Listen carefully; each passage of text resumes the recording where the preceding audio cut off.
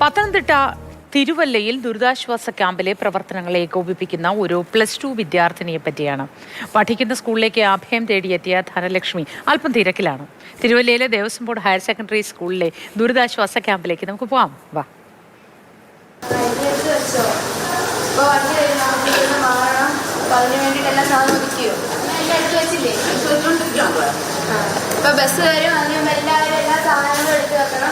Thiruvalla Kavumbhagam Devaswom board higher secondary സ്കൂളിലെ ദുരിതാശ്വാസ ക്യാമ്പിൽ ആളുകളുടെ പരിഭവവും പരാതിയും എത്തുന്നത് ഇവിടെയാണ്.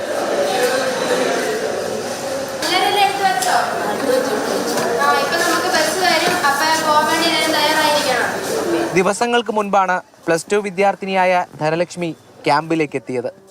കുടുംബത്തോടൊപ്പം താൽക്കാലിക അഭയം തേടിയ വിദ്യാർത്ഥിനി ഇന്നവിടെ മറ്റൊരു റോളിലാണ്. ഞാനിവിടെ സൗഹൃദ ക്ലബ്ബിലെ ഒരു മെമ്പറാണ്.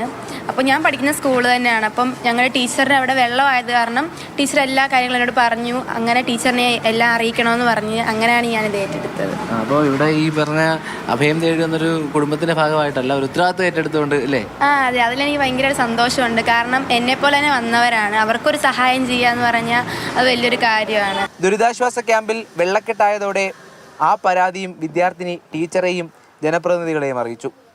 ഒടുവിൽ ഈ ഇടപെടലിന്റെ കൂടി ഭാഗമായി മറ്റൊരു ക്യാമ്പിലേക്ക് ജനങ്ങൾ മാറുകയാണ്. ഇപ്പോൾ രാവിലെ ഒന്നും ഇവിടെ വെള്ളമില്ലായിരുന്നു, പിന്നെ അതിന് ശേഷമാണ് വെള്ളം കയറി. ഇപ്പോൾ ഇവിടെ വണ്ടികളൊക്കെ ഇരിക്കുമ്പം ഈ ഫ്രണ്ട് ഗേറ്റിൽ കൂടെ കൊണ്ടുപോകാൻ പാടായിരുന്നു. അപ്പത്തിന് ഇതൊക്കെ വന്ന് വിളിച്ച് പറഞ്ഞ് എല്ലാം ശരിയായി.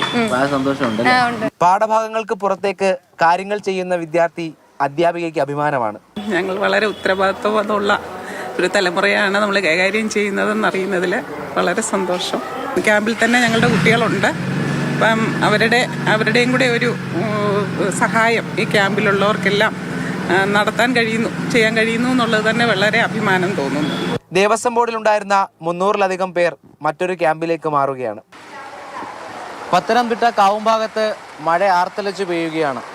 ആ ഘട്ടത്തിലും അതിനെ ചെറുത്തു തോൽപ്പിക്കാൻ ധനലക്ഷ്മിയെ പോലെ നിരവധി ആളുകൾ ഇവിടെയുണ്ട്. ഇതൊരു ഉത്തരവാദിത്തമാണ് എന്നുള്ളതാണ് തിരിച്ചറിവ്.